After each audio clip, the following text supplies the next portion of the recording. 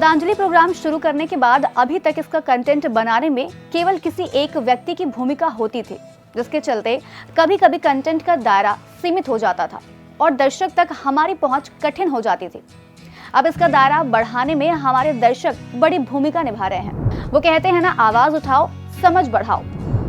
इसी तरह से आज का हमारा ये एपिसोड दर्शकों द्वारा पूछे गए शब्दों पर ही आधारित है। आगे भी हम आपके द्वारा पूछे गए शब्दों को शामिल करते रहेंगे।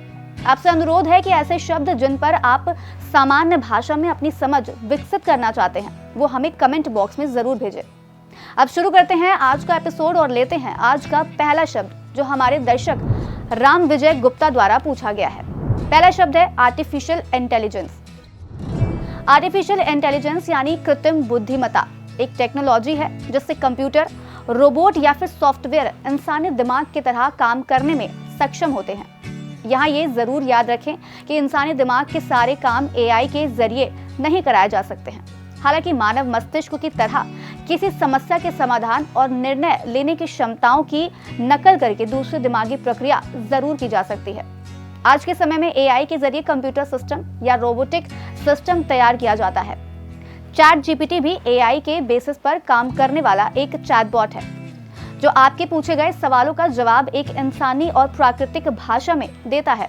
जॉन मैकार्थी को एआई का जनक कहा जाता है। दूसरा शब्द है carbon footprint. Carbon footprint global warming के संदर्भ में यूज किया जाने वाला एक शब्द है, जो ये बताता है कि किसी व्यक्ति, किसी संगठन, किसी घटना या किसी उत्पाद ने कितनी ग्रीन हाउस गैस वातावरण में उत्सर्जित की है। कार्बन फुटप्रिंट को रिकॉर्ड करने के लिए प्रति इकाई टन उत्सर्जन रिपोर्ट किए जाते हैं। इसे प्रति वर्ष, प्रति व्यक्ति, प्रति प्रोटीन या प्रति किलोमीटर यात्रा जैसी गणना में रिकॉर्ड किया जाता है।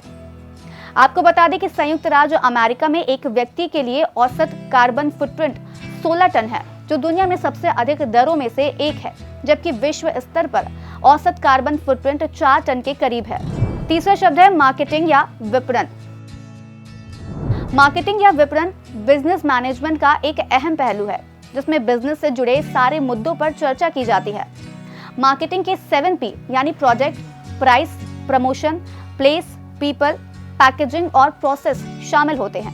कहा जाता है कि जब किसी बिजनेस का मार्केटिंग वाला पहलू बेहतर होता है तो वह व्यवसाय काफी सफल होता है।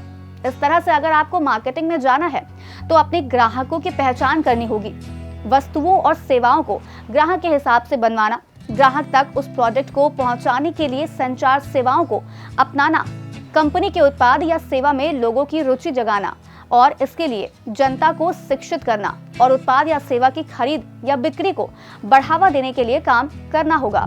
अगला शब्द है नीश। असल में नीश का यूज नौकरी या पद के अलावा कई और संदर्भ में भी किया जाता है। पारिस्थितिकी में इसका यूज फंक्शनल रोल के संदर्भ में किया जाता है, जो किसी जीव द्वारा अपने समुदाय में निभाई जाती है। यानी नीश शब्द किसी समुदाय में एक जीव द्वारा निभाई जाने वाली भूमिका का वर्णन करता है। इसमें एक प्रजाति के क्षेत्र में उसके लिए आवश्यक भौतिक और पर्यावरणीय स्थितियां जैसे तापमान या भूभाग और अन्य प्रजातियों के साथ होने वाली बातचीत जैसे शिकार या प्रतिस्पर्धा शामिल होते हैं। एक अन्य शब्द है जनहित याचिका। जनहित याचिका यानी PIL एक कानूनी कार्रवाई है जो जनता के सामूहिक हितों की रक्षा के लिए अदालत में किसी के भी द्वारा दायर की जाती है। इसे किसी भी नागरिक या स्वयं न्यायालय द्वारा पीड़ितों के पक्ष में दायर किया जा सकता है। इस तरह की याचिका को दायर करने का प्रमुख उद्देश्य सार्वजनिक हित की रक्षा करना है। इसे दायर करने की सबसे पहली शर्त है कि इसमें सार्वजनिक चिंता के मुद्दों को शामिल होना चाहिए, न कि पर्सनल प्रॉफिट। इसे सर्वोच्च न्यायालय या फिर उच्च न्यायालय में दायर किया जा सकता है। जनहित याचिका की अवधारणा को अमेरिकी न्याय शास्त्र से लिया गया है। जनहित याचिका को 1980 के दशक में पेश किया गया था। हमारे दर्शक द्वारा पूछा गया एक अन्य शब्द है ग्रीन हाइड्रोजन। असल में हाइड्रोजन बनाने के तरीके पर इसके रंग का निर्धारण किया जाता है। जब पानी से बिजली गुजारी जाती है तो हाइड्रोजन पैदा होती है। इस हाइड्रोजन का इस्तेमाल बहुत सारी चीजों को पावर देने में होता है।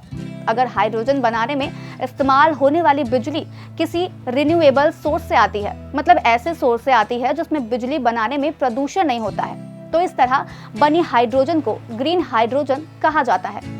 ये नवीकरणीय ऊर्जा स्रोतों जैसे कि सौर ऊर्जा, पवन ऊर्जा से प्राप्त स्वच्छ ऊर्जा से उत्पादित होता है। इसमें मुख्यतः इलेक्ट्रोलाइसिस की प्रक्रिया का इस्तेमाल होता है, इसलिए ग्रीन हाइड्रोजन को क्लीन हाइड्रोजन भी कहा जाता है। ध्रुवीकरण शब्द भी हमारे एक दर्शक मनीष जी द्वारा पूछा गया है। समय अभाव के चलते हम इसे अगले एपिसोड में कवर करेंगे। आज इस कार्यक्रम में इतना ही। तब तक के लिए मुझे दीजिए इजाजत। नमस्कार।